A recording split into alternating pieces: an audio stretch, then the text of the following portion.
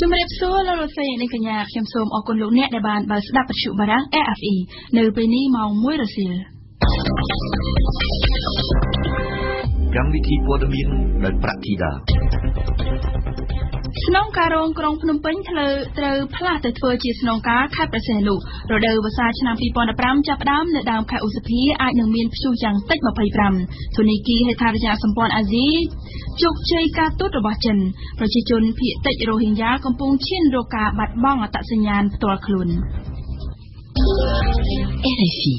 លោកជួនណារិនស្នងការរងនៃការដ្ឋាននគរបាលរាជធានីភ្នំពេញត្រូវបានក្រសួងមហាផ្ទៃតែងតាំងជាស្នងការនៃស្នងការដ្ឋាននគរបាលខេត្តព្រះសីហនុជំនួសឲ្យលោកសៀងកុសលដែលកំពុងតែធ្វើជាស្នងការបច្ចុប្បន្នការសម្រេចតែងតាំងនេះបានធ្វើឡើងនៅល្ងាចថ្ងៃពុធម្សិលមិញដោយលោកសខេងរដ្ឋមន្ត្រីក្រសួងមហាផ្ទៃក្រោយពីបិទសន្និបាតបូកសរុបលទ្ធផលការងារត្រួតពិនិត្យគ្រឿងញៀនឆ្នាំ2014និងទិសដៅការងារឆ្នាំ2015របស់អាជ្ញាធរជាតិប្រយុទ្ធប្រឆាំងនឹងគ្រឿងញៀនវ៉ាន់សកុនធារាយការណ៍ព័ត៌មាននេះស្នងការរងនៃស្នងការឋាននគរបាលក្រុងភ្នំពេញលោកជួនណារិនត្រូវបានលោកសខេងរដ្ឋមន្ត្រីក្រសួងមហាផ្ទៃបានតែងតាំងជាស្នងការនៃស្នងការឋាននគរបាលខេត្តព្រះសីហនុជំនួសលោកសៀងកុសលការផ្លាស់ប្តូរស្នងការនៃស្នងការឋានខេត្តព្រះសីហនុនេះបានធ្វើឡើងបន្ទាប់ពីខេត្តទេសចររបស់កម្ពុជាមួយនេះកើតមានភាពអសកម្មជាច្រើននាពេលកន្លងមកជាការកត់សម្គាល់នារយៈពេលចុងក្រោយនេះនៅក្នុងខេត្តព្រះសីហនុមានភាពអសកម្មជាច្រើនបានកើតឡើងដូចជាអំពើបាញ់បោះដោយសេរីការប្រើប្រាស់គ្រឿងញៀនអំពើហិង្សានិងអំពើលួចឆក់ប្លន់លើភ្ញៀវទេសចរបរទេសដែលបានមកកំសាន្តនៅទីនោះជាដើមបញ្ហាអសកម្មទាំងនេះត្រូវបានមហាជនប្រតិកម្មរិះគន់យ៉ាងចាស់ដៃពីអសមត្ថភាពរបស់សមាជិកនៅក្នុងខេត្តព្រះសីហនុប្រឈមនឹងបញ្ហានេះកាលពីថ្ងៃពុធលោកសខេងរដ្ឋមន្ត្រីក្រសួងមហាផ្ទៃនៅក្នុងពិធីបិទសន្និបាតបូកសរុបលទ្ធផលការងារត្រួតពិនិត្យគ្រឿងញៀនឆ្នាំ2014និងទិសដៅការងារឆ្នាំ2015របស់អាជ្ញាធរជាតិប្រយុទ្ធប្រឆាំងគ្រឿងញៀនបានធ្វើការស្ដីបន្ទោសខ្លាំងៗដល់អភិបាលនិងស្នងការខេត្តព្រះសីហនុដែលមិនបានយកចិត្តទុកដាក់និងដោះស្រាយបញ្ហាដោយបណ្តែតបណ្តោយឲ្យបញ្ហាទាំងនោះនៅតែបន្តកើតមានគឺនៅក្រៅពីបិទសន្និបាតនេះភ្លាមលោកសខេងបានប្រកាសដល់លោកសៀងកុសលឲ្យដាក់ជំនួសដោយលោកជួនណារិនតែម្ដងលោកខៀវសុភ័ក្រអ្នកនាំពាក្យក្រសួងមហាផ្ទៃបានបញ្ជាក់ថាដោយសារមូលហេតុទាំងអស់នេះហើយទើបក្រសួងមហាផ្ទៃបានសម្រេចតែងតាំងលោកជួនណារិនធ្វើជាស្នងការនៃស្នងការឋាននគរបាលខេត្តព្រះសីហនុលោកបន្តថាលោកសៀងកុសលដែលជាស្នងការនៃស្នងការឋាននគរបាលខេត្តព្រះសីហនុបច្ចុប្បន្ននឹងត្រូវផ្លាស់មកកាន់ការងារនៅក្នុងក្រសួងមហាផ្ទៃវិញយ៉ាងណាក៏ដោយអ្នកនាំពាក្យរូបនេះមិនបានបញ្ជាក់ទេថាតើនឹងមានមន្ត្រីខេត្តព្រះសីហនុផ្សេងទៀតអាចនឹងត្រូវផ្លាស់ប្ដូរចេញពីតំណែងដោយសារតែរឿងនេះដែរឬយ៉ាងណានោះទេដោយឡែកតាមកម្មវិធីដែលបានគ្រោងទុកលោកជួនណារិននឹងត្រូវប្រកាសផ្ទេរភារកិច្ចនិងតែងតាំងមុខតំណែងជាស្នងការនៃស្នងការឋាននគរបាលខេត្តព្រះសីហនុជាផ្លូវការនៅថ្ងៃទី6មេសាដើមសប្តាហ៍ក្រោយនេះក្រសួងការបរទេសកម្ពុជានៅថ្ងៃទី1មេសាបានចេញសេចក្តីជូនដំណឹងស្តីអំពីការលើកលែងទិដ្ឋាការរវាងកម្ពុជាជប៉ុនដល់អ្នកកាន់លិខិតឆ្លងដែនការទូតនិងផ្លូវការការលើកលែងនេះមាន3ប្រភេទគឺចំពោះអ្នកកាន់លិខិតឆ្លងដែនការទូតនិងផ្លូវការដែលមកបំពេញបេសកកម្មការទូតរយៈពេលវែងរួមទាំងគ្រួសារអាចស្នាក់នៅរហូតដល់ពេលចប់បេសកកម្មទី2គឺសម្រាប់អ្នកដែលមកបំពេញបេសកកម្មផ្លូវការរយៈពេលខ្លីអាចស្នាក់នៅទៅតាមរយៈពេលបេសកកម្មនិងទី3គឺសម្រាប់អ្នកដែលកាន់លិខិតឆ្លងដែនប្រភេទនេះដែលទៅមកក្រៅផ្លូវការអាចស្នាក់នៅមិនលើសពី90ថ្ងៃការលើកលែងទិដ្ឋាការដល់អ្នកកាន់លិខិតឆ្លងដែនការទូតនិងផ្លូវការរវាងកម្ពុជានិងជប៉ុនគឺចាប់ផ្ដើមអនុវត្តចាប់ពីថ្ងៃទី15មេសាឆ្នាំ2015នេះតទៅ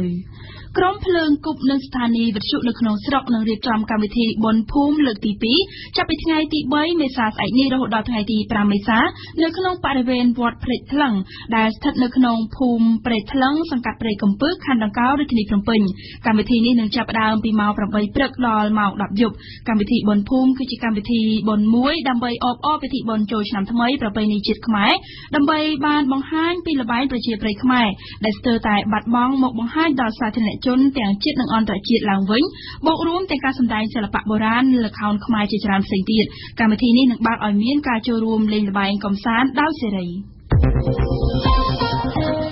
សពលោកប៉ែនសមិទ្ធិប្រធានក្លឹបអ្នកកាសែតកម្ពុជានិពន្ធនាយករកាសែតរស្មីកម្ពុជានិងជានាយក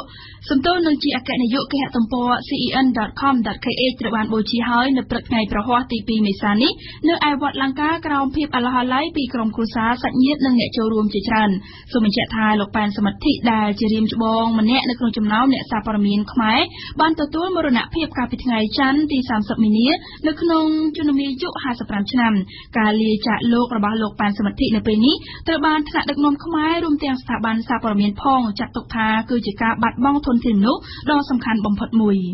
រដូវវស្សានឹងចូលមកដល់នៅសប្តាហ៍ទី1នៅខែឧសភារ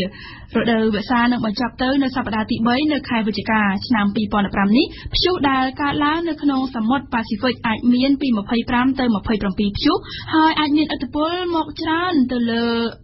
ជ្រោយឥណ្ឌូចិននិងកម្ពុជានេះបើតាមការព្យាករណ៍របស់ក្រសួងធនធានទឹកនិងឧតុនិយមស្ដីអំពីស្ថានភាពអាកាសធាតុនារដូវវស្សាឆ្នាំ2015នេះលីមីងហួរជូនព័ត៌មានលម្អិតក្រសួងធនធានទឹកនិងឧតុនិយមបានប្រកាសនៅថ្ងៃទី1មេសាអំពីបាតុភូតសកលព្រមទាំងស្ថានភាពទូទៅនឹងការព្យាករណ៍អាកាសធាតុនារដូវវស្សាឆ្នាំ2015នៅកម្ពុជាអំពីបាតុភូតសកលត្រូវបានក្រសួងលើកឡើងថាចាប់ពីខែមេសាដល់ខែមិថុនាឆ្នាំនេះសីតុណ្ហភាពលើផ្ទៃសមុទ្រត្រង់ចំណុចខ្សែអេក្វាទ័រមានកម្រិតប្រហាក់ប្រហែលនឹងមធ្យមភាគច្រើនឆ្នាំប៉ុន្តែចាប់ពីខែកក្កដាដល់ខែតុលាឆ្នាំ2015សីតុណ្ហភាពមានកម្រិតទាបជាងមធ្យមភាគច្រើនឆ្នាំនិងទាបជាងឆ្នាំ2014បាតុភូតសកលនឹងមានឥទ្ធិពលមកលើកម្ពុជាដោយបង្កឲ្យមានភ្លៀងកក់ខែបន្តធ្លាក់ក្នុងក្របខ័ណ្ឌទូទាំងប្រទេសរហូតដល់ចុងខែមេសាចំណែកស្ថានភាពទូទៅនឹងការព្យាករណ៍អាកាសធាតុនារដូវវស្សាឆ្នាំ2015នៅកម្ពុជាត្រូវបានក្រសួងធនធានទឹកនិងឧតុនិយមប្រកាសថាតំបន់មាត់សមុទ្រនិងតំបន់វាលទំនាបគឺរដូវវស្សានឹងចាប់ផ្ដើមនៅក្នុងសប្តាហ៍ទី1ខែឧសភានិងតំបន់ខ្ពង់រាបរដូវវស្សានឹងចាប់ផ្ដើមនៅដើមសប្តាហ៍ទី2ខែឧសភាចាប់ពីខែមេសាដល់ខែមិថុនាភ្លៀងចាប់ផ្ដើមធ្លាក់រាយប៉ាយពីកម្រិតតិចទៅបង្គួរគឺប្រហាក់ប្រហែលទៅនឹងឆ្នាំ2014ក្នុងអំឡុងពេលនោះអាចមានផ្គររន្ទះនិងខ្យល់កន្ត្រាក់កើតឡើងច្រើនក្រសួងក៏បានប្រកាសថាកូនរដូវប្រាំងអាចនឹងកើតមានក្នុងរយៈពេលខ្លីក្នុងសប្តាហ៍ទី4ខែមិថុនានៅភាគខាងលិចក្នុងខេត្តតាកែវកំពង់ស្ពឺនិងខេត្តកណ្ដាលសេចក្តីជូនដំណឹងក៏បានលើកឡើងថាចាប់ពីខែកក្កដាដល់ខែតុលាបរិមាណទឹកភ្លៀងធ្លាក់រាយប៉ាយច្រើនកម្រិតទឹកភ្លៀងអាចនឹងធ្លាក់ចុះច្រើនជាងឆ្នាំ2014គឺប្រហាក់ប្រហែលទៅនឹងឆ្នាំ2011ជាចុងក្រោយក្រសួងធនធានទឹកនិងឧតុនិយមបានប្រកាសថាក្នុងឆ្នាំ2015នេះព្យុះដែលកើតឡើងនៅក្នុងសមុទ្រប៉ាស៊ីហ្វិកអាចមានពី25ទៅ27ព្យុះហើយអាចមានឥទ្ធិពលច្រើនមកលើជ្រោយឥណ្ឌូចិននិងប្រទេសកម្ពុជាចាប់ពីថ្ងៃទី3មេសារហូតដល់ថ្ងៃទី5មេសាកម្ពុជានឹងធ្វើជាម្ចាស់ផ្ទះរៀបចំការប្រកួតកីឡាប៉េតង់ជើងឯកអាស៊ីអាគ្នេយ៍លើកទី2តាមគម្រោងនឹងមានប្រទេសចំនួន8ចូលរួមនៅក្នុងកម្មវិធីប្រកួតនេះគូជម្រាបជូនថាប្រទេសឡាវបានធ្វើជាម្ចាស់ផ្ទះកាលពីការប្រកួតជើងឯកអាស៊ីអាគ្នេយ៍លើកទី1ហើយសម្រាប់ការប្រកួតលើកនេះកម្ពុជាបានចាត់ទុកថាជាការប្រកួតដ៏សំខាន់មួយដើម្បីវាស់ស្ទង់សមត្ថភាពអត្តពលិកខ្មែរមុនការប្រកួតកីឡាអាស៊ានឬក៏ SEA Games ដែលនឹងឈានចូលមកដល់នៅខែមិថុនាឆ្នាំ2015ខាងមុខនេះនៅក្នុងប្រទេសសិង្ហបុរីជាទូទៅកីឡាប៉េតង់ត្រូវបានគេចាត់ទុកថាគឺជាកីឡាមួយប្រភេទដែលបានធ្វើឲ្យកម្ពុជាទទួលបានមេដាយច្រើននៅក្នុងការប្រកួតជាលក្ខណៈអន្តរជាតិយកផ្ដើមព័ត៌មានអន្តរជាតិដោយនាយកអំពីធនាគារវិនិយោគហេដ្ឋារចនាសម្ព័ន្ធអាស៊ីដែលផ្ដួចផ្ដើមឡើងដោយចិនបូកបន្ថែមអ៊ីស្រាអែលនិងតៃវ៉ាន់ដែលចិនទើបព្រមទទួលពាក្យនៅនាទីចុងក្រោយមានប្រទេសសរុបចំនួន49បានបង្ហាញឆន្ទៈរួមដាក់ទុនបង្កើតធនាគារវិនិយោគហេដ្ឋារចនាសម្ព័ន្ធអាស៊ីដែលផ្ដួចផ្ដើមឡើងដោយចិននេះអាចចាត់ទុកជាជោគជ័យការទូតមួយរបស់ចិនក៏ប៉ុន្តែគ្នាកាន់តែច្រើនចំណាត់ការក៏កាន់តែលំបាកក្រុងប៉េកាំងក៏បង្ហាញសមត្ថភាពគ្រប់គ្រងស្ថាប័នពហុជាតិក្រោមខ្សែភ្នែកតាមដានរបស់ដៃគូមកពីគ្រប់ជ្រុងជ្រោយអៀងសុមិញជូនព័ត៌មាននៅពេលមហាយៈចិនបង្ហើបគម្រោងបង្កើតធនាគារវិនិយោគហេដ្ឋារចនាសម្ព័ន្ធអាស៊ីភ្លាមគ្មាននរណាគិតដល់ឡើយថានឹងមានប្រទេសជាច្រើនចូលរួមដូចនេះទេជាមួយនឹងដើមទុនបឋម$50,000 លានស្ថាប័នថ្មីនេះបានតាំងខ្លួនជាអ្នកបន្ធូរបន្ថយបន្ទុកពីធនាគារពិភពលោកដែលដឹកមុខដោយសហរដ្ឋអាមេរិកនិងជាគូប្រជែងជាមួយនឹងជប៉ុនបើប្រៀបទៅនឹងធនាគារអភិវឌ្ឍន៍អាស៊ីក៏ប៉ុន្តែក្រៅពីការសម្រេចចិត្តចូលរួមដោយភ្នាក់ផ្អើលរបស់អង់គ្លេសបារាំងអាល្លឺម៉ង់អ៊ីតាលីនិងអូស្ត្រាលីមកមានប្រទេសតូចធំផ្សេងទៀតជាច្រើនបានចូលរួមចង់ដាក់ភាគហ៊ុននៅក្នុងធនាគារថ្មីនេះដែរហើយនៅថ្ងៃទី31មិនិនាដែលជាថ្ងៃអវសាននៃការដាក់ពាក្យសុំស្ថាបនិកធនាគារបានឡើងដល់ទៅ49រដ្ឋនិងកោះតៃវ៉ាន់មួយទៀតក្រោមឈ្មោះថាប៉ៃប៉ែចិនពីព្រោះប៉េកាំងដោយឈលលើនយោបាយចិនតែមួយមិនអាចទទួលតៃវ៉ាន់ជារដ្ឋឯករាជ្យមួយបានឡើយ យ៉ាងណាក៏ដោយក៏ពេលនេះចិនបានសម្រេចកម្មវត្ថុដំបូងរបស់ខ្លួនគឺជោគជ័យផ្នែកការទូតធនាគារវិនិយោគហេដ្ឋារចនាសម្ព័ន្ធនឹងត្រូវលេចចេញជារូបរាងនៅចុងឆ្នាំដើម្បីឆ្លើយតបទៅនឹងសេចក្តីត្រូវការដ៏មហាសាលផ្នែកហេដ្ឋារចនាសម្ព័ន្ធផ្លូវថ្នល់ទូរគមនាគមន៍ធម្មពលនិងមធ្យោបាយដឹកជញ្ជូនដែលមានទំហំប្រមាណជា$800 ម៉ឺនលានសហរដ្ឋអាមេរិកពីឆ្នាំ2010ទៅ2020បើតាមការទស្សន៍ទាយរបស់ធនាគារអភិវឌ្ឍន៍អាស៊ីក្រៅអំពីជួយបំពេញកង្វះផ្នែកវិនិយោគអាស៊ីធនាគារថ្មីនេះពិតជានឹងបម្រើជាបឋមដល់ប្រយោជន៍ទីក្រុងប៉េកាំងជាប្រកបក៏ប៉ុន្តែជាមួយនឹងការចូលរួមយ៉ាងច្រើនសន្ធឹកសន្ធាប់ខ្លាំងដូចនេះវាអាចជាការលំបាកមួយទៅវិញទេសម្រាប់ចិនពីព្រោះក្រៅអំពីត្រូវកំណត់លក្ខន្តិកៈក្រមប្រទេសជាស្ថាបនិកធនាគារចិនត្រូវធ្វើខ្លួនជាអ្នកចាត់ចែងល្អនិងមានអភិបាលកិច្ចត្រឹមត្រូវ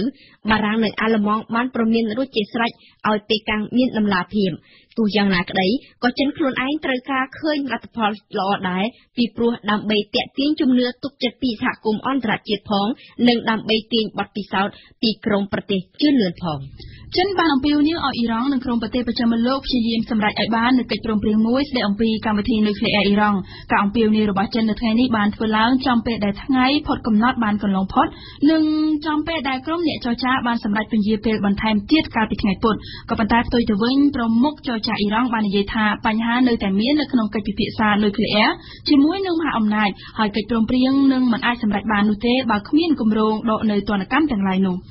កាលពីថ្ងៃទី1មេសាប៉ាឡេស្ទីនបានក្លាយជាសមាជិកពេញសិទ្ធិទី123ជាផ្លូវការនៃតុលាការព្រហ្មទណ្ឌអន្តរជាតិពិធីបញ្ចូលប៉ាឡេស្ទីនជាសមាជិកថ្មីនៃតុលាការព្រហ្មទណ្ឌអន្តរជាតិត្រូវបានរៀបចំនៅព្រឹកមិញនៅក្នុងទីក្រុងឡាអេប្រទេសហូឡង់គូរំលឹកជូនថារដ្ឋអំណាចប៉ាឡេស្ទីនបានសម្រេចដាក់បេក្ខភាពសូមចូលជាសមាជិករបស់ស្ថាប័នអន្តរជាតិមួយនេះកាលពីដំណាច់ឆ្នាំ2014កន្លងទៅនៅក្នុងគោលបំណងប្តឹងថ្នាក់ដឹកនាំអ៊ីស្រាអែលពីបទឧក្រិដ្ឋកម្មសង្គ្រាមឬបទឧក្រិដ្ឋកម្មទាក់ទងទៅនឹងការធ្វើអាណានិគមនៅក្នុងទឹកដីប៉ាឡេស្ទីនយ៉ាងហោចណាស់មនុស្ស54នាក់បានស្លាប់និង15នាក់កំពុងតែបាត់ខ្លួនបន្ទាប់ពីនាវាមួយបានលិចនៅឯប្រទេសរុស្ស៊ីនៅយប់ថ្ងៃពុធប្រព័ន្ធផ្សព្វផ្សាយរុស្ស៊ីបានឲ្យដឹងថាមកទល់នឹងពេលនេះមានមនុស្សចំនួន63នាក់ត្រូវបានជួយសង្គ្រោះ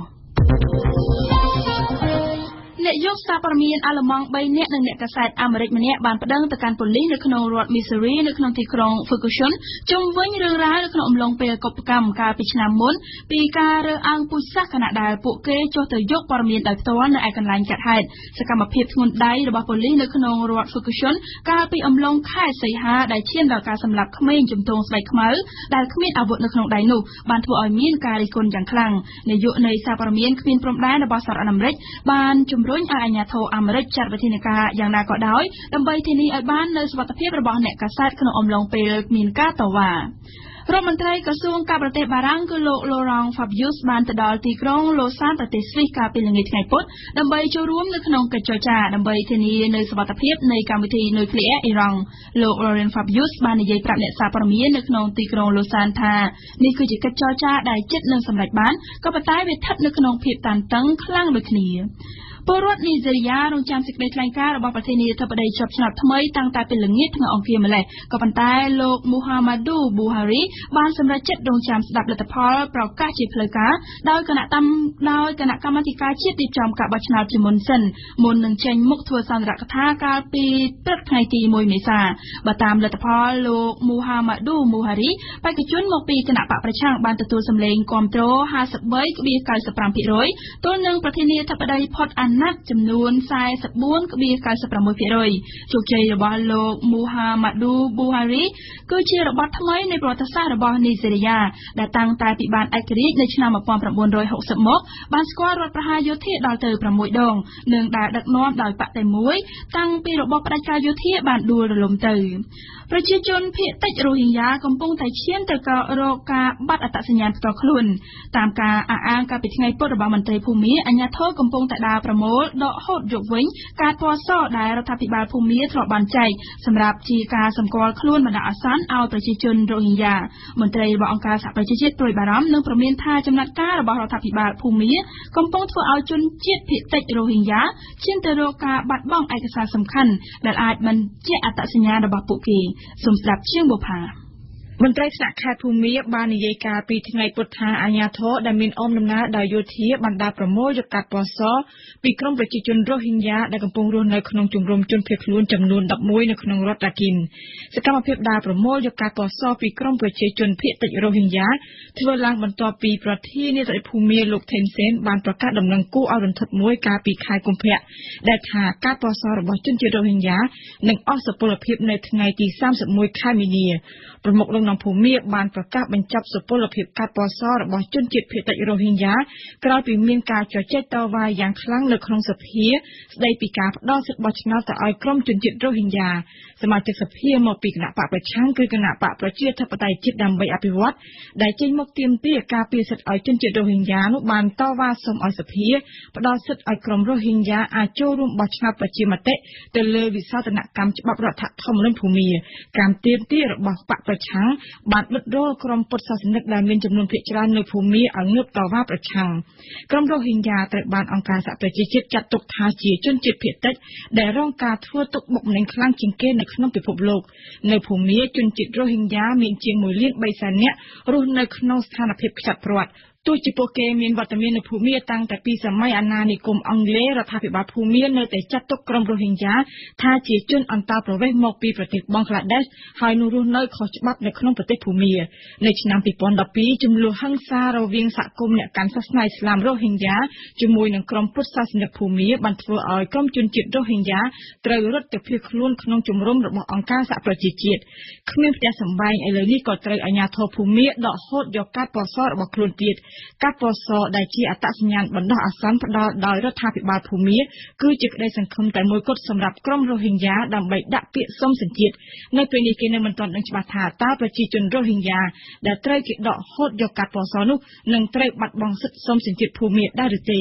យើងបញ្ចប់ព័ត៌មានអន្តរជាតិដោយនិយាយអំពីប្រទេសថៃនៅប្រទេសថៃបុរសវ័យ58ឆ្នាំម្នាក់ត្រូវបានតុលាការយោធាកាលពីថ្ងៃពុធកាត់ទោសឲ្យជាប់គុក25ឆ្នាំពីបទចុះផ្សាយសារជាប្រមាថព្រះមហាក្សត្រថៃនៅក្នុងបណ្ដាញសង្គម Facebook អង្គការការពារសិទ្ធិមនុស្សបានប្រតិកម្មរិះគន់ដោយចាត់ទុកថាការសម្រេចរបស់ចៅក្រមថាមិនយុត្តិធម៌និងធ្ងន់ធ្ងរមានន័យស្មើនឹងការដាក់គុកអស់មួយជីវិតបើមើលទៅលើអាយុរបស់ជនជាប់ចោទ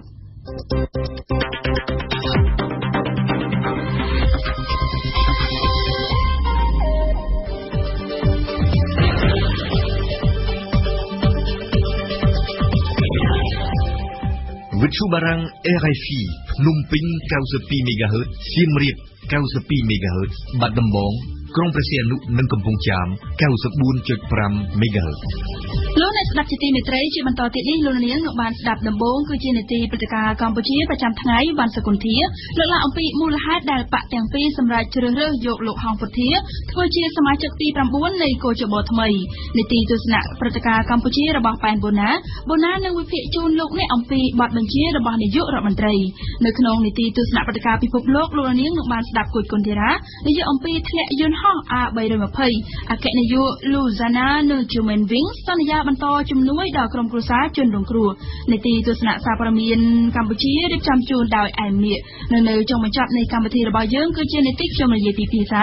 នៅថ្ងៃប្រហ័សនេះហែសម្បត្តិសូមនាំមកជូនលោកអ្នកស្ដាប់នៅប្រធានបទមួយស្ដីអំពី Facebook គម្រោងចងសម្ព័ន្ធជាមួយនឹងក្រុមហ៊ុនបោះពុម្ពផ្សាយនានាដើម្បីបង្កើនប្រជាប្រិយភាព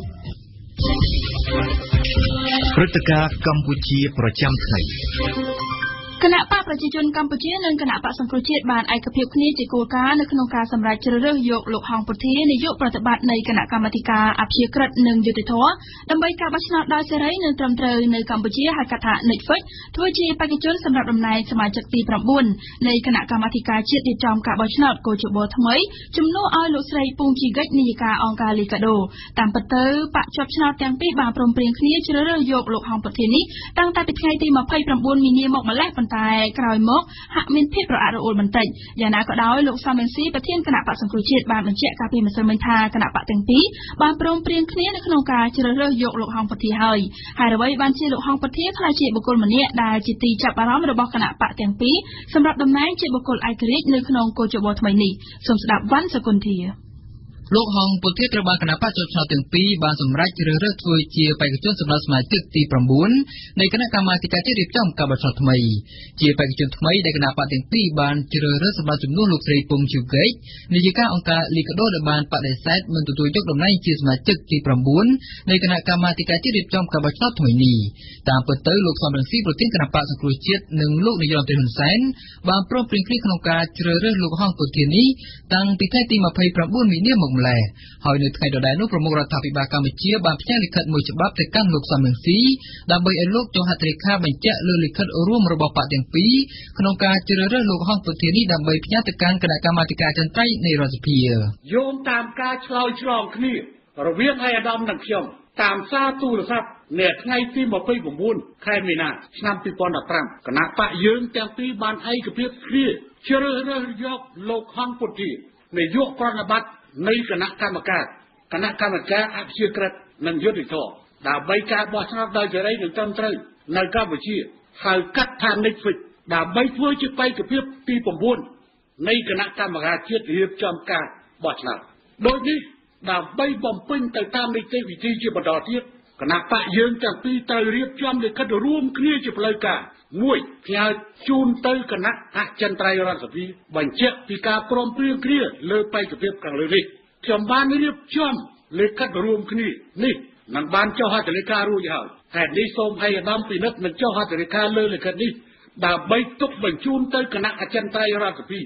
នៅក្រៅពេលរដ្ឋសភាបញ្ចប់ការទទួលពាក្យសូមចូលឈ្មោះជាបេក្ខជនសមាជិកគណៈកម្មការរៀបចំការបោះឆ្នោតក៏ប៉ុន្តែកាលពីថ្ងៃអង្គារដំណើរការជ្រើសរើសលោកហងពុធានេះហាក់មានភាពរអាក់រអួលបន្តិចដោយសារលោកសំរងស៊ីបានស្នើដល់លោកហ៊ុនសែនឲ្យធ្វើការពិចារណាជ្រើសរើសបេក្ខជនសមាជិកទី9ថ្មីផ្សេងទៀតដោយសារលោកលើកឡើងថាលោកហងពុធាមានជំងឺទឹកនោមផ្អែមនេះបើតាមការបង្ហាញដឹងរបស់លោកនាយរដ្ឋមន្ត្រីហ៊ុនសែននៅថ្ងៃពុធម្សិលមិញពីខេត្តស្ទឹងត្រែងយ៉ាងណាក៏ដោយលោកហ៊ុនសែនបានបដិសេធដាច់ខាតចំពោះការស្នើសុំនោះបើមិនបានលោកហងពុធាខ្ញុំអត់ព្រោះយើងត្រូវបំពេញការសន្យាជាមួយនេះដែរពិតមែនតែយើងមិនបានសួរគាត់ព្រោះវាអត់មានខ្ញុំបីទៅឲ្យគាត់ថាលោកហងពុធាមិនមានការចាំបាច់ដើម្បីសួរគាត់ទេព្រោះតាមដឹងគាត់បានដាក់ពាក្យចូលឈ្មោះបើគាត់ដាក់ពាក្យចូលឈ្មោះគាត់មុតតែចង់ធ្វើសមាជិកគណៈកម្មការបោះឆ្នោតចាំបាច់ទទួលហើយបើបាក់យើងទាំងពីរហើយគាត់ហើយគាត់កាន់តែមានមោទនភាពប៉ុន្មានម៉ោងបន្ទាប់ពីលោកហ៊ុនសែនបានថ្លែងដូច្នេះលោកសំរងស៊ីបានបញ្ជាក់ថាបញ្ហាទាំងអស់បានបញ្ចប់ហើយគឺគណៈបកទាំងពីរបានសម្រេចព្រមព្រៀងគ្នាជ្រើសរើសលោកហងពុធាលោកសំរងស៊ីរឿងនេះគឺចាប់គ្រប់អស់ហើយអ្វីព័ត៌មានដែលយើងបានជឿខ្ទាត់អីមិនទើបសង្ស័យអីការព្រួយបារម្ភអីអស់មានហើយគឺយើងបានចម្រាស់បញ្ជីជំនះអារម្មណ៍អស់ហើយគឺច្បាស់ណាស់ឥឡូវអត់មានអីប្រែប្រួលទៀតទេបាទអញ្ចឹងជាផ្លូវការឲ្យលោកហងពុធានេះជាសមាជិកទី9បាទចាំតររដ្ឋសភាអនុប័ណ្ណសិនបានជាផ្លូវការបាទពីការព្រមព្រៀងគ្នារវាងគណៈបកទាំងពីរគឺមានសេចក្តីសម្រេចរួមហើយបាទប្រធានគណៈបកសង្គ្រោះជាតិបន្ថែមឥឡូវនេះសេចក្តីសម្រេចរួមរបស់គណៈបកសង្គ្រោះជាតិនិងគណៈបកប្រជាជនកម្ពុជាត្រូវបានប្រកាសជាសាធារណៈហើយជាផ្លូវការហើយគឺមានលិខិតមួយដែលទាំងសម្ដេចហ៊ុនសែនទាំងរូបខ្ញុំសំរងស៊ីបានចុះហត្ថលេខាเป็นទុនគ្នាហើយដែលនឹងផ្ញើជូនសម្ដេចហេងសំរិនពេលដែលគណៈកម្មការចន្ទ្រៃរដ្ឋសភានិងពិនិត្យសំណុំរឿងមកពីបេក្ខជនទាំងអស់បាទអារម្មណ៍ផ្ញើជូនគណៈកម្មការចន្ទ្រៃរបស់រដ្ឋសភាហើយនេះជានីតិវិធីដែលយើងនឹងបំពេញតាមការគួរបាទថ្មីបើគណៈបកប្រជាជនកម្ពុជានិងគណៈបកសង្គ្រោះជាតិបានព្រមព្រៀងគ្នាសម្រេចយកលោកហងពុធាជាបេក្ខជនសម្រាប់សមាជិកទី9នៃគណៈកម្មាធិការជាតិរៀបចំការបោះឆ្នោតថ្មីក៏ដោយក៏ប៉ុន្តែម្ចាស់ខ្លួនមិនទាន់ទទួលបានលិខិតផ្លូវការណាមួយពីគណៈបកទាំងពីរនៅឡើយទេលោកហងពុធាខ្ញុំមិនទាន់បានទទួលលិខិតជាផ្លូវការនេះទេណាហើយលិខិតដែលខ្ញុំមើលឃើញក្នុងទូរទស្សន៍ហើយនិងក្នុង Facebook អីហ្នឹងគឺជាលិខិតដែលផ្ញើចាក់ចងរវាងគណៈបកទាំងពីរហើយនិងលិខិតផ្ញើទៅគណៈចន្ទ្រៃនៃសភាទេអញ្ចឹងលិខិតនេះប្រហែលជាមិនចាំបាច់មកខ្ញុំនោះទេព្រោះខ្ញុំបានដាក់ពាក្យជាបេក្ខភាពទី9របស់គណៈកម្មការជាតិរៀបចំការបោះឆ្នោតហើយអញ្ចឹងប្រហែលជាគណៈបកទាំងពីរមិនផ្ញើលិខិតមកខ្ញុំទេប៉ុន្តែយ៉ាងណាក៏ដោយខ្ញុំគិតថា มันเรียนปอดเรียนรายการนางมวยนุ๊กมันอาจจะในยัยบ้านทาย่อมเคยคิดไปจนที่สมบูรณ์เลยนะบ้านบางส่วนที่ก็จะอย่างปีเจอเด็กช่องนั่งตัวเดียวตัวในที่นี้ทำไปโชว์รูมการบัชนาโชว์รูมเครื่องกำไรจำลองบัชนาហើយក៏ជំរុញឲ្យការបោះឆ្នោតនឹងមានភាពកាន់តែប្រសើរជាងមុនសូមបញ្ជាក់ជូនមតិថាលោកហងពុធាបានក្លាយជាចំណុចទី1របស់គណៈបកជាប់ឆ្នោតទាំងពីរក្នុងការជ្រើសរើសជាបេក្ខជនសម្រាប់តំណែងជាសមាជិកទី9នៃគណៈកម្មាធិការជាតិរៀបចំការបោះឆ្នោតថ្មីបន្ទាប់ពីលោកស្រីពងជីវកិច្ចនាយិកាអង្គការលីកាដូបានសម្រេចបដិសេធមិនទទួលយកតំណែងមួយនេះកាលពីថ្ងៃទី31មីនាសម្រាប់គណៈបកទាំងពីរមូលហេតុនៃការជ្រើសរើសលោកហងពុធាគឺដោយសារលោកមានជំនាញខាងការងារបោះឆ្នោតនេះយូរឆ្នាំលោកសំរងស៊ីពីព្រោះយើងបានជឿលើលោកស្រីលោកវិជ្ជបណ្ឌិតពងជីវកិច្ចតែលោកបណ្ឌិតពងជីវកិច្ចបានបដិសេធមិនទទួលយកធ្វើជាបេក្ខជនរីដូច្នេះយើងដើរមកទៅសរុបទៅឃើញថាលោកហងពុធាដែលបានធ្វើការជាមួយនឹងលោកស្រីពងជីវកិច្ចអស់រយៈពេល17ឆ្នាំហើយមនុស្សពីរនាក់នេះប្រហែលយើងប្រៀបធៀបបានដូចជាមនុស្សតែមួយទេចិត្តតែមួយហើយមានសមត្ថភាពមានភាពស្មោះត្រង់ចំពោះប្រទេសជាតិហើយមានបទពិសោធន៍ក្នុងការឃ្លាំមើលការបោះឆ្នោតហើយអាចជួយជំរុញឲ្យធ្វើការកែតម្រង់ការបោះឆ្នោតឲ្យកាន់តែល្អប្រសើរថែមទៀតចំណែកលោកជុំផលវរុនអ្នកនាំពាក្យគណៈបកប្រជាជនកម្ពុជាយើងបានស្គាល់ហើយគឺលោកហងពុធាគាត់ធ្វើការនៅអង្គការមួយពាក់ព័ន្ធនឹងការបោះឆ្នោតហើយយើងមើលឃើញថាគាត់មានលក្ខណៈមិនថាមិនលំអៀងទេក៏មិនតែគាត់ពិទៀនក្នុងន័យថាបណ្ណាហើយគាត់មានមូលដ្ឋានក្នុងការបំពេញការងារជាកិច្ចការបោះឆ្នោតហ្នឹងយូរមកហើយយើងបានសង្កេតឃើញថាគាត់មានលក្ខណៈសមរម្យដែលអាចដើរតួនាទីសម្រាប់ធ្វើកិច្ចការបោះឆ្នោតជួយគណៈទាំងអស់ដែលដល់តាមគណៈបកប្រជាជននិងគណៈបកវិជាទេព្រោះអេយ៉ាបတ်របស់គាត់គឺយើងបានសង្កេតយូរមកហើយគឺសំស្របមែនទែនបើធៀបទៅនឹងអ្នក NGO ក្នុងស្រុកដទៃទៀតគឺយើងឃើញថាគាត់ជាអ្នកដែលមានកម្រិតបទពិសោធន៍ខ្ពស់ទៀតគាត់ធ្លាប់រៀនដល់បានដល់ថ្នាក់បណ្ឌិតហើយគឺគាត់មិនពិបាកក្នុងការលះបង់សញ្ជាតិបរទេសទេព្រោះគាត់ជាពលរដ្ឋខ្មែរពីកំណើតហើយមានសញ្ជាតិខ្មែរតែមួយគត់ដូច្នេះសម្រាប់បុគ្គលិកលក្ខណៈរបស់គាត់គឺមិនខាតបង់ពេលវេលាក្នុងការពិចារណាអូបន្លាយពេលឲ្យប៉ះពាល់ដល់ដំណើរការដោយយោបល់ថ្មីទេគឺយើងឃើញលក្ខណៈសម្បត្តិគាត់គឺអត់មានឧបសគ្គខ្ញុំគិតថាខ្ញុំបានធ្វើការងារនេះ17ឆ្នាំហើយអញ្ចឹងខ្ញុំមានការយល់ដឹងជាបង្គួរអំពីការងារបោះឆ្នោតអញ្ចឹងខ្ញុំត្រូវតែប្រើប្រាស់សមត្ថភាពនេះដើម្បីរួមចំណែកចូលរួមក្នុងដំណោះស្រាយនិងកាត់បន្ថយនូវភាពមិនប្រក្រតីនៃការបោះឆ្នោតនៅកម្ពុជាអ្វីដែលជាការខិតខំរបស់ខ្ញុំបដិញ្ញាថាធ្វើឲ្យលទ្ធផលបោះឆ្នោតនេះទទួលយកបានដោយគណៈបកនយោបាយទាំងអស់ដែលប្រកួតប្រជែងមានន័យថាគណៈបកដែលឈ្នះឆ្នោតឈ្នះដោយយុត្តិធម៌គណៈបកដែលពុំបានទទួលអាសនៈនោះគឺទទួលយកដោយសុខចិត្តសុខកាយនោះគឺជារឿងសំខាន់បាទយើងមានជំនឿយ៉ាងរឹងមាំមួយមុតពីព្រោះថាជំហរការងារដែលលោកហងពុធាបានបំពេញអ្វីដែលគាត់បានធ្វើជាពិសេសនៅក្នុងអង្គការនេះដែលជាអង្គការឃ្លាំមើលការបោះឆ្នោតនឹងហើយគាត់បានចូលរួមក្នុងសកម្មភាពអង្គការមួយទៀតហៅថាអង្គការអេរ៉ាដែលមានអ្នកជំនាញในក្នុងការបោះឆ្នោតមកពីសមាគមមកមជ្ឈដ្ឋានផ្សេងហើយបានចូលរួមហើយឃើញថាលោកហងពុធាជាមួយនឹងអ្នកជំនាញអ្នកវិទ្យាការពីអង្គការក្រៅរដ្ឋាភិបាលមួយចំនួនទៀតបានធ្វើការយ៉ាងសកម្មក្នុងអង្គការនេះដូច្នេះបានបង្ហាញទាំងសមត្ថភាពទាំងជំហរច្បាស់លាស់របស់គាត់ដែលគួរជាទុកចិត្តបានកម្មវិធីនេះសហទស្សនៈព្រឹត្តិការណ៍កម្ពុជា ក្រសួងរ៉ែនិងធម្មពលកំពុងចាត់វិធានការយ៉ាងក្តៅគគុកដើម្បីលុបបំបាត់ភាពអនាធិបតេយ្យនៅក្នុងអាជីវកម្មបូមខ្សាច់ចំណាត់ការទាំងនោះបានធ្វើឡើងបន្ទាប់ពីលោកនាយករដ្ឋមន្ត្រីហ៊ុនសែនបានចេញប័ណ្ណបញ្ជាឲ្យក្រសួងនេះទទួលបន្ទុកដោះស្រាយបញ្ហាបូមខ្សាច់ដែលតែងតែធ្វើឲ្យបាក់ច្រាំងទន្លេដែលបង្កបញ្ហាធំធេងដល់ប្រជាពលរដ្ឋនៅតាមដងទន្លេនេះមិនមែនជាលើកទី1ទេដែលប្រមុខរដ្ឋាភិបាលបានអន្តរាគមន៍ឲ្យក្រសួងមានសមត្ថកិច្ចដោះស្រាយបញ្ហារ៉ាំរ៉ៃនានាយ៉ាងណាក៏ដោយការអនុវត្តប័ណ្ណបញ្ជារបស់លោកនាយករដ្ឋមន្ត្រីហាក់មានតែមួយផ្លែតតែប៉ុណ្ណោះសូមស្ដាប់បទវិភាគរបស់ប៉ែនបូណាប្រជាពលរដ្ឋជាច្រើនបានអបអរសាទរជាថ្មីទៀតចំពោះអន្តរាគមន៍របស់លោកនាយករដ្ឋមន្ត្រីហ៊ុនសែនដើម្បីលុបបំបាត់ភាពអនាធិបតេយ្យនៃអាជីវកម្មបូមខ្សាច់ភាពអនាធិបតេយ្យទាំងអស់នោះមិនមែនជារឿងថ្មីថ្មោងទេ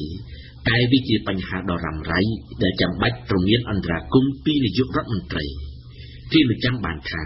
ប្រទេសរបស់ប្រជាពលរដ្ឋជាច្រើនរហូតដល់ទីវត្តអារាមមួយចំនួនផងបានធ្លាក់ចូលទៅក្នុងទឹកទន្លេដោយសារតែការបាក់ច្រាំងដោយបញ្ហាធម្មជាតិជារឿងមួយតែមូលហេតុនៃការបូមខ្សាច់គឺជារឿងដ៏ធំធេងមួយទៀតក្រោយពីបានឆ្លងកាត់រឿងរ៉ាវជាច្រើនរួចមកប្រជាពលរដ្ឋដែលរស់នៅតាមមាត់ទន្លេនាំគ្នាព្រួយបារម្ភកាន់តែខ្លាំងនៅពេលឮថាមានក្រុមហ៊ុនបូមខ្សាច់ធ្វើអាជីវកម្មនៅក្នុងទន្លេការប្រមូលផ្ដុំគ្នាតវ៉ារបស់ពលរដ្ឋនិងចំណាត់ការរបស់អាជ្ញាធរមិនខុសពីការវេចចោលនៅក្នុងបឹងនោះឡើយជាការពិតណាស់នេះមិនមែនជាលើកទី1ទេដែលប្រមុខរដ្ឋាភិបាលបានចេញប័ណ្ណបញ្ជាដោយសម្ដីធ្ងន់ធ្ងរប្រឆាំងនឹងបទល្មើសរ៉ាំរ៉ៃដែលពិបាកនឹងបង្ក្រាបដោយគ្រាន់តែរាប់ត្រួសក្នុងរយៈពេលប្រមាណឆ្នាំចុងក្រោយនេះទីប្រកាសជានៅចាំបានវិធានការកណ្ដាប់ដៃដែកប្រឆាំងតុលាការពុករលួយប័ណ្ណបញ្ជាក្តៅគគុកប្រឆាំងកងប្រូជជុះវិធានការបង្ក្រាបទ្រង់ទ្រាយធំប្រឆាំងបទល្មើសព្រៃឈើនិងបទល្មើសនេសាទជាដើមឥឡូវនេះដល់វេនអាជីវកម្មខ្សាច់វិញម្ដងទាំងនេះបានបង្ហាញពីភាពអសកម្មរបស់អាជ្ញាធរថ្នាក់ក្រោម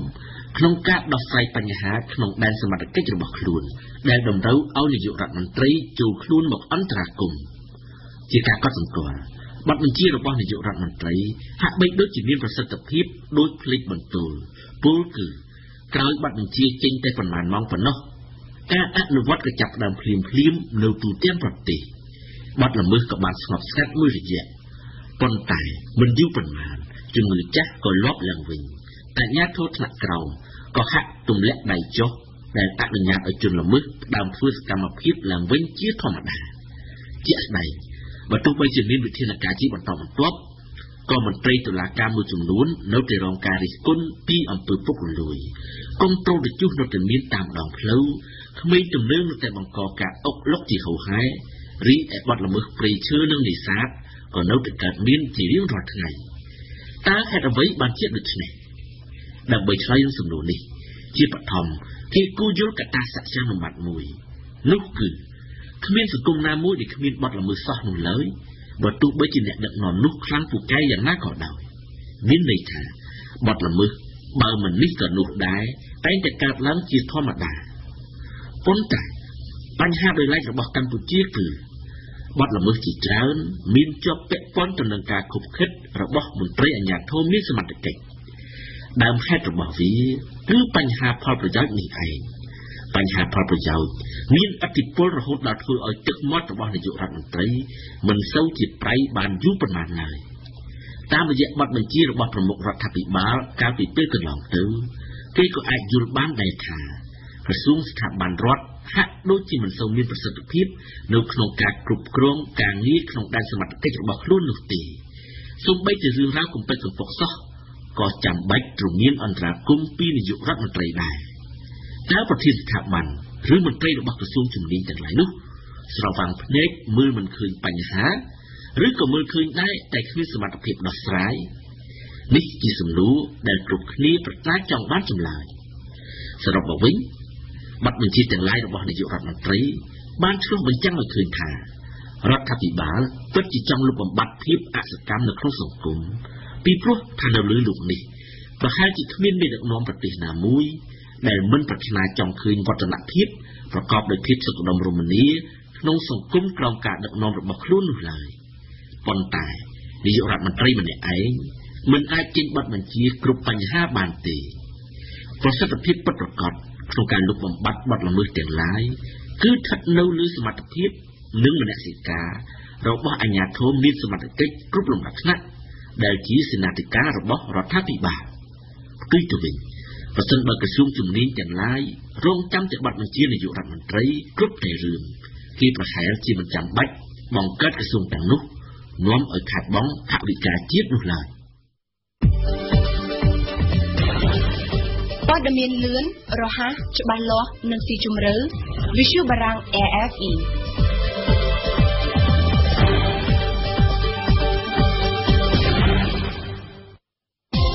ទេសនាព្រឹត្តិការណ៍ពិភពលោកនៅថ្ងៃពុធទី1មេសាលោក Sten Spro អគ្គនាយកក្រុមហ៊ុនអាកាសចរ Luzana និងលោក Thomas Wilgelman អគ្គនាយកក្រុមហ៊ុនអាកាសចរ Germanwings របស់អាល្លឺម៉ង់បានធ្វើដំណើរទៅកាន់កន្លែងធ្លាក់យន្តហោះ A320 របស់ក្រុមហ៊ុន Germanwings កាលពីថ្ងៃទី24មីនានៅក្នុងប្រទេសបារាំងគ្រោះថ្នាក់ធ្លាក់យន្តហោះដែលកាលនោះបានផ្តាច់ជីវិតមនុស្សចំនួន150នាក់នៅនឹងកន្លែងកើតហេតុអគ្គនាយកទាំងពីររូបបានគោរពវិញ្ញាណក្ខន្ធចំពោះជនរងគ្រោះថ្លែងអំណរគុណចំពោះប្រទេសបារាំងដែលបានបញ្ជូនកម្លាំងជួយសង្គ្រោះគ្រប់ផ្នែកនិងជាពិសេសគឺបានសន្យាបន្តជំនួយដល់ក្រុមគ្រួសាររបស់ជនរងគ្រោះតែលោក Sten Spro និងលោក Thomas Wilgelman មិនបានលើកឡើងអំពីករណី Pilot André Lubitsch នោះទេសូមស្ដាប់គូចគុណធីរ៉ា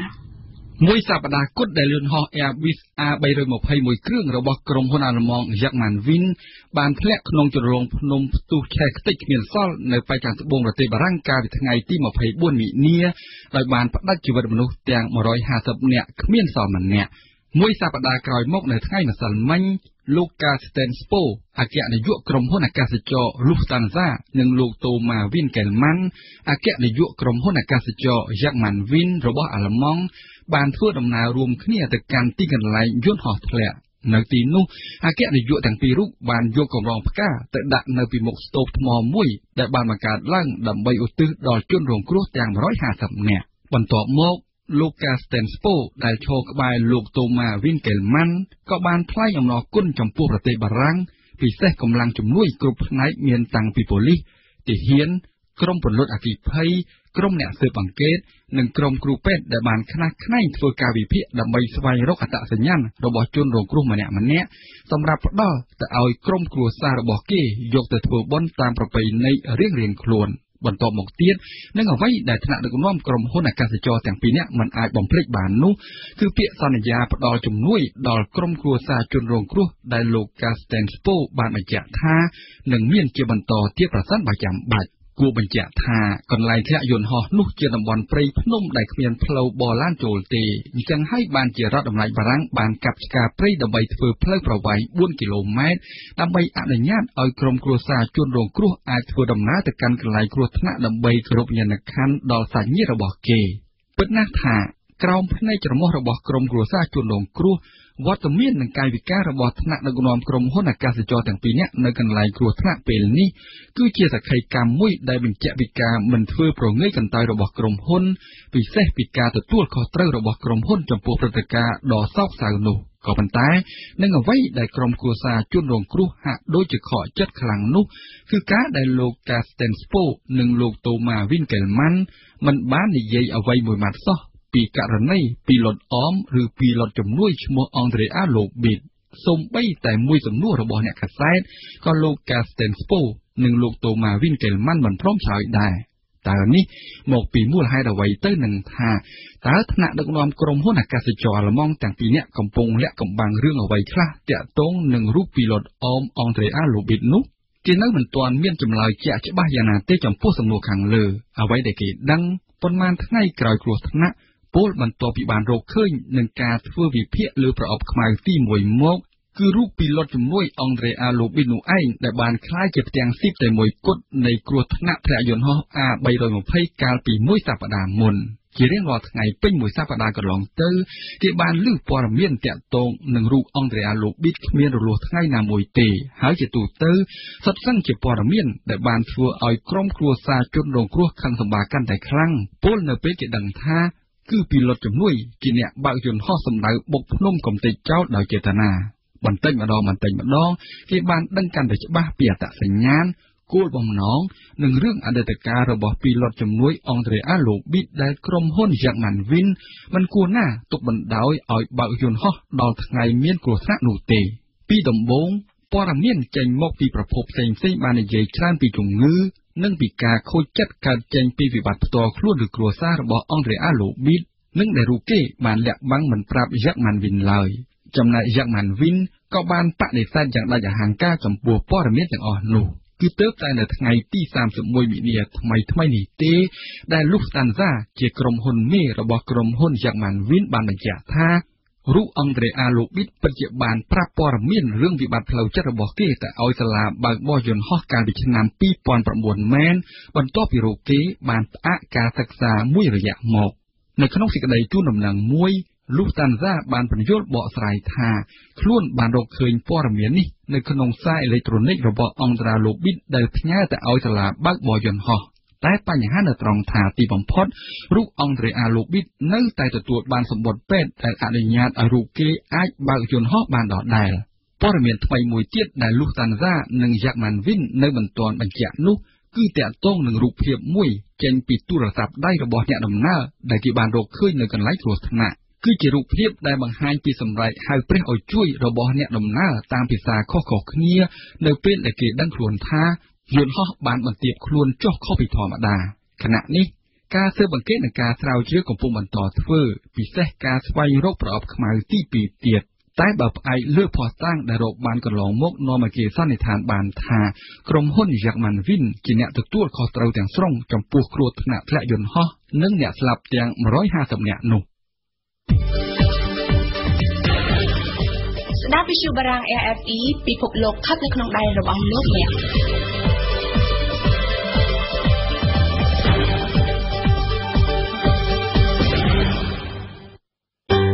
ទេសនាសារព័ត៌មាន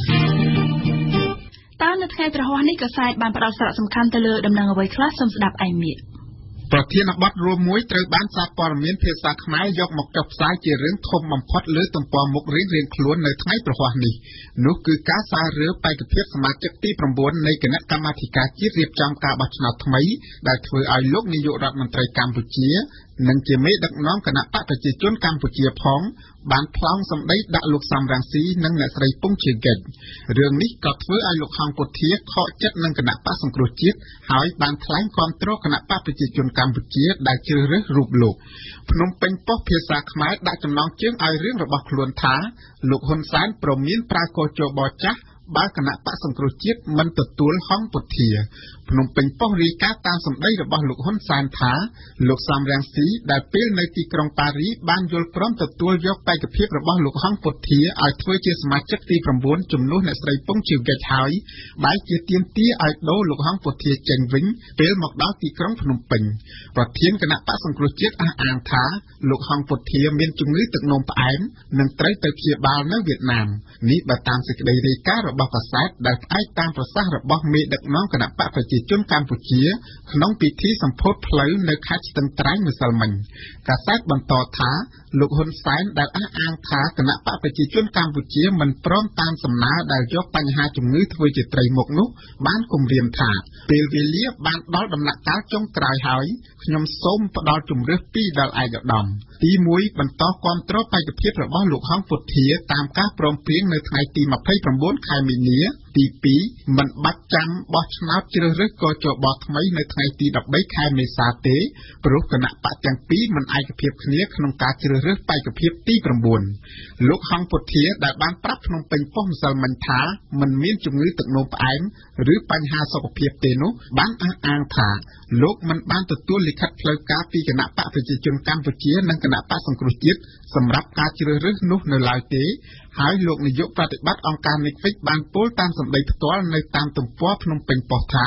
ខ្ញុំមិនយល់អ្នកនយោបាយប្រើពាក្យនេះទេប្រសិនបើគេចង់ផ្លាស់ប្ដូរខ្ញុំចេញគេគួរប្រើពាក្យដែលខុសពីនេះខ្ញុំមានទំនាក់ទំនងច្រើនជាមួយនឹងមន្ត្រីគណៈបកសង្គ្រោះជាតិប៉ុន្តែអ្នកដែលចោទប្រកាន់គឺជាមន្ត្រីគណៈបកសង្គ្រោះជាតិវាគួរជាគណៈបកប្រជាជនដែលជាអ្នកចោទលោកហ៊ុនសែនបើតាមពាក្យនៅក្នុងកាសែត ក៏បានចំអកឲ្យអ្នកស្រីពងឈឺហ្គេតដែរបន្ទាប់ពីនាយិកាអង្គការលីកាដូរូបនេះមិនព្រមបោះបង់សញ្ជាតិបរទេសដើម្បីធ្វើជាសមាជិកទី9នៃកោជបថ្មីប៉ុន្តែបើតាមភ្នំពេញប៉ុស្តិ៍អ្នកស្រីពងឈឺហ្គេតបានប្រាប់លោកហ៊ុនសែនវិញថា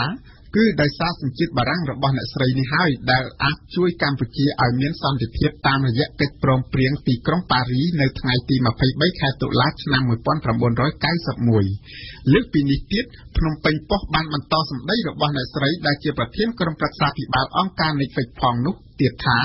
គេថាសញ្ជាតិបារាំងមិនអាចធ្វើការបានដោយសារតែស្ថិតក្រោមសម្ពាធក្នុងក្រុមប្រឹក្សាធម្មនុញ្ញក្នុងរដ្ឋសភាក្នុងព្រះបរមរាជវាំងក៏មានសញ្ជាតិពីរដែរហេតុអ្វីកោជបមានសញ្ជាតិពីរមិនអាចធ្វើការបានអំពីប្រធានបទនេះរស្មីកម្ពុជាវាយចំថាលោកសំរងស៊ីប្រែប្រួលសម្ដេចតេជោផ្ដល់ជំរឿសពីរឲ្យជ្រើសរស្មីកម្ពុជាបានផ្ដោតការយកចិត្តទុកដាក់ខ្លាំងលើសំណើរបស់លោកសំរងស៊ីដែលចង់ឲ្យគណៈបកប្រជាជនកម្ពុជាថ្លឹងថ្លែងរកបេក្ខភាពជាសមាជិកទី9នៃកោជបផ្សេងក្រៅពីលោកហងពុធាដោយសារតែលោកបានទទួលដំណឹងអំពីជំងឺរបស់លោកហងពុធាពីប្រភពស្និទ្ធនឹងសម័យខ្លួនប៉ុន្តែចំពោះលោកហ៊ុនសែនបើតាមរស្មីកម្ពុជាកុំថាឡើយមានជំងឺទឹកនោមផ្អែមសូម្បីតែកែបអេដក៏នៅតែឈរឈ្មោះបានដែរព្រោះច្បាប់មិនហាមហើយបើតាមកាសែតនេះលោកនាយករដ្ឋមន្ត្រីថ្លែងផងដែរថាការស្មានថាលោកហងពុធានឹងស្លាប់ប្រហែល2ឬ3ឆ្នាំទៀតគឺជាការប្រមាថមួយដ៏ធ្ងន់លើជីវិតប្តីប្រពន្ធរបស់លោកហងពុធាដែលទើបមានអាយុ50ឆ្នាំក្រៅពីនេះរស្មីកម្ពុជារាយការណ៍ថាលោកហ៊ុនសែនបានសន្និដ្ឋានថាផ្ទៃក្នុងរបស់គណៈបកសង្គ្រោះជាតិមិនត្រូវគ្នាចំណែកឯកម្ពុជាថ្មីវិញកាសែតនេះដាក់ចំណងជើងឲ្យរឿងរបស់ខ្លួនបែបស្លូតថាគណៈបកប្រជាជនកម្ពុជានៅតែបន្តគាំទ្របេក្ខភាពលោកហងពុធាជាសមាជិកទី9នៃកោជបហើយក៏សន្តិភាពឆ្លៀតឌឺឲ្យថាទូកចាក់កំពុងទៅហើយបេក្ខភាពលោកហងពុធានាយកអង្គការ Netflix ត្រូវបានព្រមព្រៀងទោះបីជាចំណងជើងខុសៗគ្នាក៏ដោយក៏ខ្លឹមសារនៅក្នុងកាសែតទាំងពីរនេះមិនខុសគ្នាពីអ្វីដែលកាសែតភ្នំពេញប៉ុស្តិ៍និងរស្មីកម្ពុជាបានរាយការណ៍ឡើយព្រោះកាសែតទាំងពីរនេះផ្អែកតែលើសម្ដីរបស់មេដឹកនាំគណៈបកប្រជាជនកម្ពុជា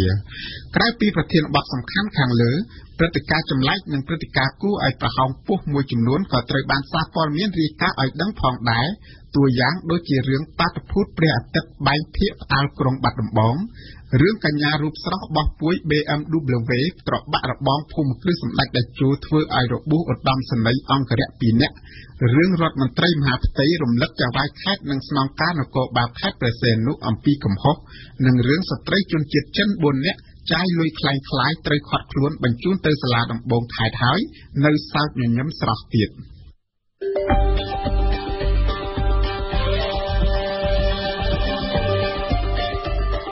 ព័ត៌មានលឿនរហ័សច្បាស់លាស់និងស៊ីជម្រៅវិទ្យុបារាំង RFI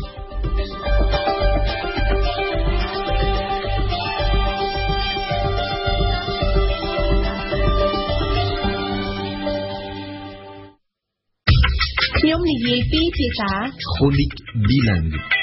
នៅក្នុងនីតិខ្ញុំនិយាយពីភាសានៅថ្ងៃប្រវត្តិនេះហើយសម្បត្តិសំណងមកជូនលោកអ្នកស្ដាប់នៅប្រធានបទមួយស្ដីអំពី Facebook គម្រោងចងសម្ព័ន្ធជាមួយនឹងក្រុមហ៊ុនបោះពុម្ពផ្សាយនានាដើម្បីបង្កើនប្រជាប្រិយភាពសូមអញ្ជើញស្ដាប់ដូចតទៅទន្ទឹមនឹងការកើនឡើងឥតឈប់ឈរនៅប្រជាប្រិយភាពរបស់ខ្លួនក្នុងចំណោមបណ្ដាញសង្គមនានាលើសកលលោក Facebook ក៏កំពុងបង្កើតគម្រោងចរចាដើម្បីសហការជាមួយនឹងក្រុមហ៊ុនបោះពុម្ពផ្សាយនានា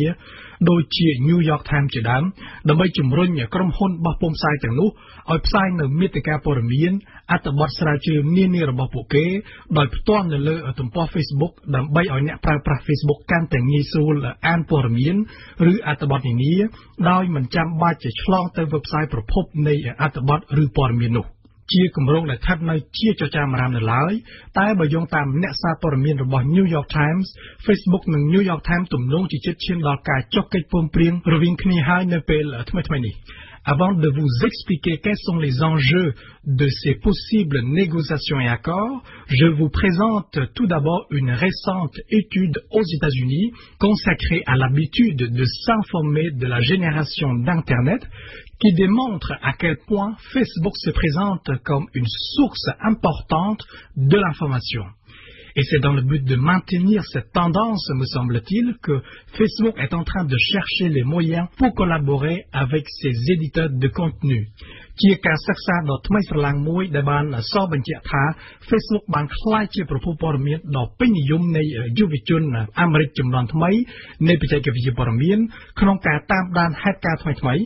Il s'agit en fait d'une étude récente de 2014-2015 menée par l'organisation Media Insight Project pour les groupes American Press Institute et le Centre des affaires publiques de l'Université de Chicago. កម្មវត្ថុនៃការសិក្សានោះគឺបង្ហាញពីរបៀបដែលមនុស្សជំនាន់ថ្មីតាមដានព័ត៌មានប្រចាំថ្ងៃលើបណ្ដាញសង្គម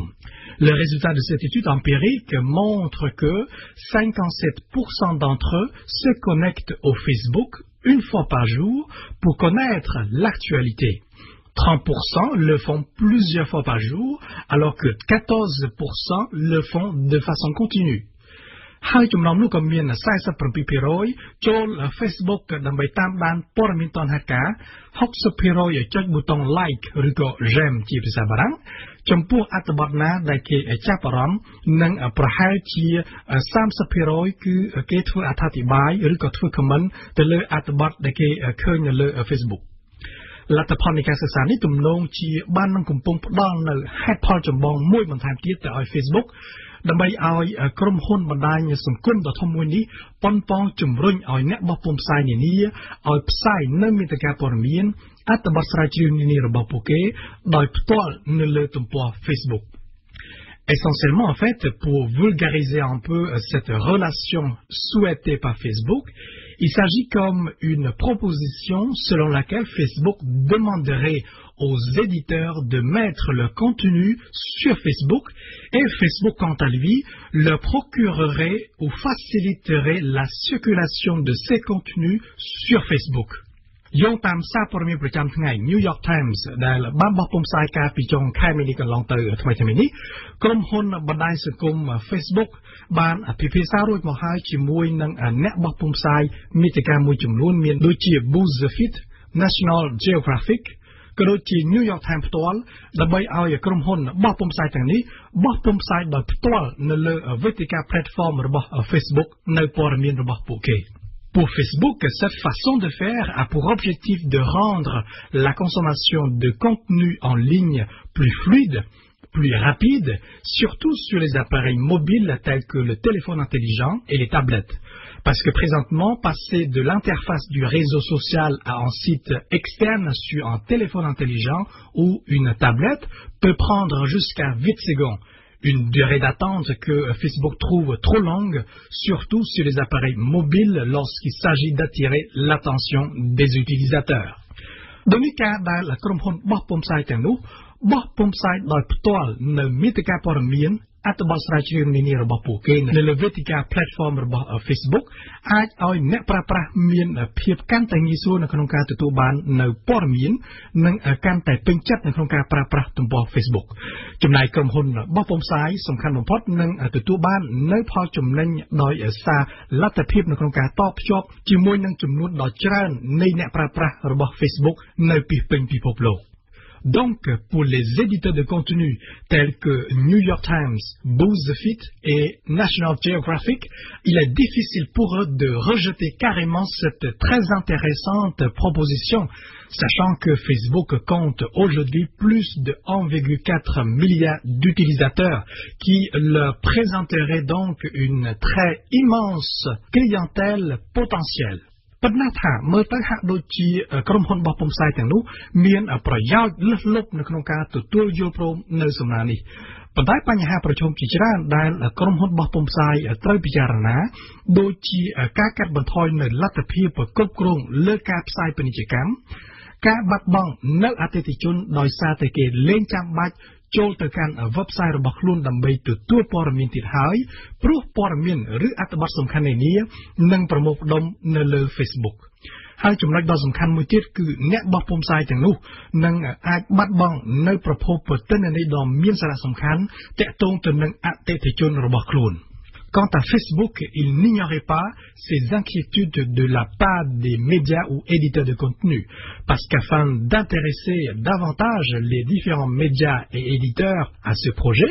Facebook aurait également évoqué la possibilité pour ses éditeurs ou médias d'avoir un certain contrôle sur les publicités accompagnant leur contenu, c'est-à-dire les articles de recherche ou des infos, puis d'élaborer un modèle de partage des revenus entre Facebook et ses éditeurs et médias. បើតាមលោក Edward Kim នាយកប្រតិបត្តិនៃក្រុមហ៊ុនវិភាគនិងចែកចាយ Simple Reach ដែល New York Times បានដកស្រង់សម្ដីថាគម្រោងរបស់ Facebook នៅក្នុងការបង្កើនល្បឿននៃការបញ្ជូនព័ត៌មានឲ្យបានប្រសើរបន្តិចនេះដើម្បីបង្កើនការពេញចិត្តទៅចំពោះអ្នកប្រើប្រាស់ Facebook ជាងដើម្បីទទួលបាននៅការចំណេញលុយកាក់ពីសារប្រតិបត្តិការជាមួយអ្នកបោះពុម្ពផ្សាយទាំងនោះ Mais il ajoute il y a beaucoup de conséquences pour les éditeurs. Il s'agit vraiment de la façon dont Facebook structure cette coopération et de comment il peut assurer les éditeurs que c'est une formule gagnante pour les deux parties. ទន្ទឹមនោះក៏មានអ្នកជំនាញខាងបណ្ដាញគមនាគមន៍មួយចំនួនក៏មានការព្រួយបារម្ភផងដែរថាប្រសិនបើគម្រោងរបស់ Facebook បានសម្រេចពេលនោះនឹងអាចមានថ្ងៃណាមួយដែលលោក Mark Zuckerberg ប្រធានក្រុមហ៊ុន Facebook អាចនឹងមានសិទ្ធិអំណាចដ៏ធំធេងនៅក្នុងការកំណត់ពីរបៀបនៃការធ្វើទំនាក់ទំនងរបស់យើងសិទ្ធិអំណាចលើប្រព័ន្ធបោះពុម្ពផ្សាយ website ព័ត៌មានឬ blog នានាពេលនោះគេនឹងលែងមានលទ្ធភាពគ្រប់គ្រងលើរាល់អ្វីដែលគេបោះពុម្ពផ្សាយនៅលើបណ្ដាញនោះទៀតហើយ Cette balance constitue donc un dilemme pour ces éditeurs aux médias, mais certains croient qu'il est fort probable que dès qu'un éditeur ou une publication majeure s'y lancera, les autres suivront de peur qu'ils perdraient de clientèle. Parce que Facebook favoriserait l'apparition des fils de nouvelles de ses utilisateurs des contenus hébergés directement sur sa plateforme, beaucoup plus facilement accessibles que ceux qui ne le sont pas. Ce qui génère essentiellement une situation concurrentielle très avantageuse pour ceux qui coopèrent avec Facebook. ដោយនេះជារួមមុននឹងចុះកិច្ចសន្យាជាមួយ Facebook អ្នកបោះពុម្ពផ្សាយទាំងនោះនឹងត្រូវថ្លឹងថ្លែងរវាងម្ខាងពីអត្ថប្រយោជន៍នៅក្នុងការពង្រីកអតិថិជនសក្តានុពលរបស់ខ្លួនទៅកាន់អ្នកប្រើប្រាស់ Facebook បង្កើនប្រសិទ្ធភាពនៃការផ្សព្វផ្សាយនិងម្ខាងទៀតគឺការលះបង់នូវភាពផ្ដាច់មុខលើការផ្សព្វផ្សាយមាតិកាព័ត៌មានអត្ថបទសិក្សានានានៅលើ website របស់ខ្លួននិងការប្រមូលផ្ដុំអតិថិជននៅលើ website ផ្ទាល់ខ្លួនឯ Facebook វិញត្រូវធានាឲ្យបាននៅតុល្យភាពនៃផលចំណេញសម្រាប់ភាគីទាំងសងខាងដើម្បីឲ្យកិច្ចសហប្រតិបត្តិការអាចធ្វើទៅដោយជោគជ័យនិងចីរភាពស្ដាប់កម្មវិធីព័ត៌មានរបស់វិទ្យុបារាំង RFI ពេលព្រឹកពីម៉ោង 7 ដល់ម៉ោង 8 និងពីម៉ោង 10 កន្លះដល់ម៉ោង 11 ថ្ងៃរសៀលពីម៉ោង 1 ដល់ម៉ោង 2 និងពីម៉ោង 4 កន្លះដល់ម៉ោង 5 និងពេលយប់ពីម៉ោង 7 ដល់ម៉ោង 8 ស្ដាប់វិទ្យុបារាំង RFI ពិភពលោកស្ថិតក្នុងដៃរបស់លោកអ្នកលោកអ្នកស្ដាប់ជាទីមេត្រីកម្មវិធីព័ត៌មានរយៈពេល1ម៉ោងរបស់វិទ្យុយើងជិតឈានដល់ទីបញ្ចប់ហើយប៉ុន្តែមុននឹងបញ្ចប់ខ្ញុំសូមជូនមេតិការព័ត៌មានសាឡំវិញស្នងការរងក្រុងភ្នំពេញត្រូវផ្លាស់ទៅធ្វើជាស្នងការខេត្តព្រះសីហនុរដូវវស្សាឆ្នាំ2015ចាប់ផ្ដើមនៅខែឧសភាអាចនឹងមានព្យុះយ៉ាងតិចចំនួន25ធនធានហេដ្ឋារចនាសម្ព័ន្ធអាស៊ីជោគជ័យការទូតរបស់ចិនប្រជាជនភាគតិចរ៉ូហិញយ៉ាកំពុងឈានទៅរកការបាត់អត្តសញ្ញាណផ្ទាល់ខ្លួន